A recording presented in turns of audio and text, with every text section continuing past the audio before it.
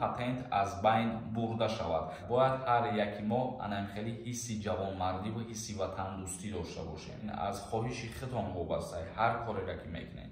доруҳои табиӣ аз ширкати шифофармо барои шумо. инчунин доруҳо барои зиёд кардани риш ва мӯи сар. инчунин доруҳо барои нест кардани простатит ва зиёд кардани қувваи мард. доруҳо барои нест кардани сангу намаки гурда. ба рақамҳои рӯи экран дар тамос бошед. инчунин нафарҳое ки мехоҳанд ҳиҷомаи бепул кунанд, шумо ҳам муроҷиат кунед. ассалому алайкум ба ҳама тамошобинони барномаҳои Сорбон Сафаров. тамошобинони азиз, ҳатман дар канал обуна шидана фаромӯш накунед. видеоро то охирша тамошо кунед, ахбороти нав ва баъдан ба саволҳотон ҷавоб медиҳем. қарори нави ҳукумати Федератсияи Русия ва пешниҳоди ҳуқуқшиносон оиди бекор кардани патент барои шаҳрвандони хориҷие ки ба ҳайси ронанда, дулан ва фура кору фаъолият мекунанд. ин пешниҳод айни ҳол қонунро ба имзо нарасонидааст, вале ҳуқуқшиносон ба хулосаи омаданд ки шаҳрвандони хориҷие ки кору фаъолият мекунанд ба ҳайси боркашонӣ бе патент иҷозат дода шавад.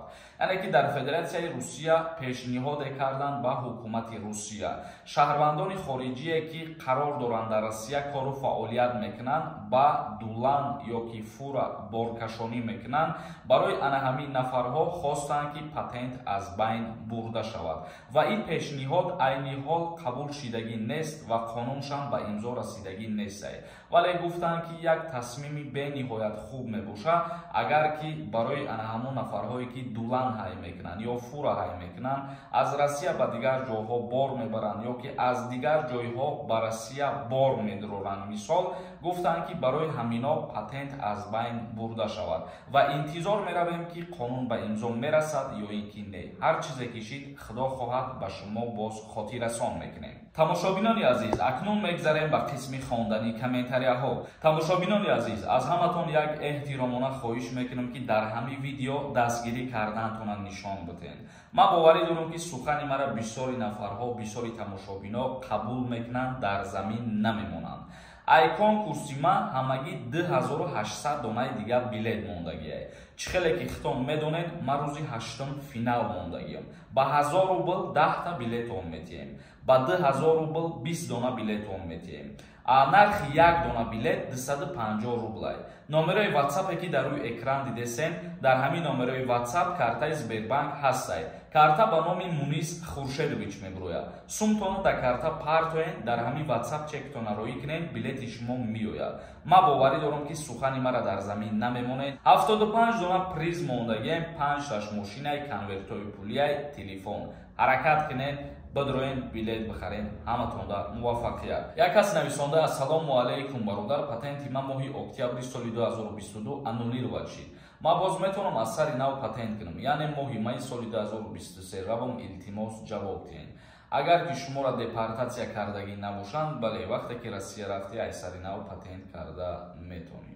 як каси дигар нависонда: ака ассалому алайкум, овозат намефора ака. овози ман намефора, барои чӣ видеои маро тамошо мекунӣ? адписатсия ки ай канали ман каседа ки ман хуб нест. як каси дигар нависонда: акаи Сорбон, ман 37 сола ҳастам, не ки хизмати ҳарбира накардам. фикр мекунам ки як умр аз ватан қарздор ҳастам. мехоҳам қарзма адо кунам. пушаймон шидам, мехоҳам ба хизмат равам. маро қабул мекарда бошанд. дар паноҳи Аллоҳ бошед Сорбонҷон.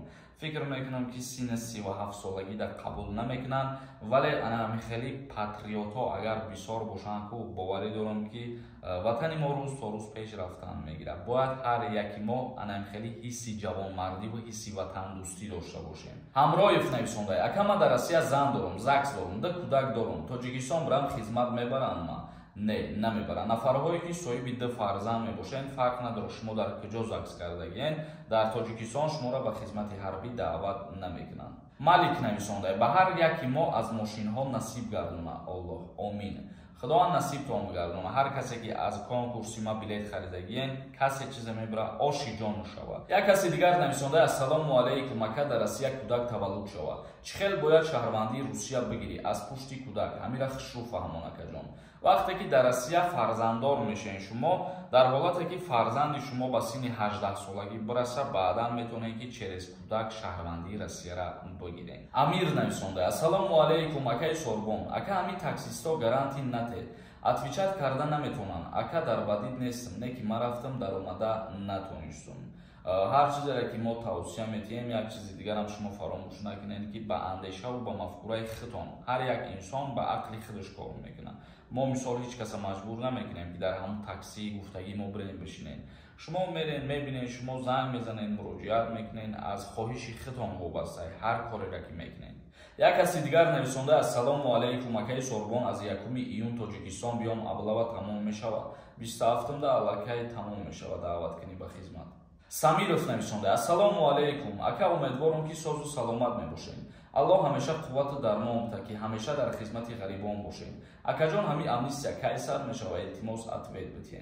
برادر جانای ما آید امنیستیا ما هیچی گفته نمیتونم چون که تا تصدیق نشود قانون به امضا نرسه از پیش خدمت گپ زدن نمیتونیم. جورایف نویسنده السلام علیکم اکا اگر ونج گیری بعد اووالی شوی در کارخانه انولیر بعد میشه با ونج پیشکی رحمان جواب بده که نه увольнение در حالتی اگر بکنن که یگان нарушение وزنی کنید یگان جنایت صادر کنید در این حالت ها بله در حالتی که увольнение میکنن انولیر و چیدن حجت ها هم ممکن هست.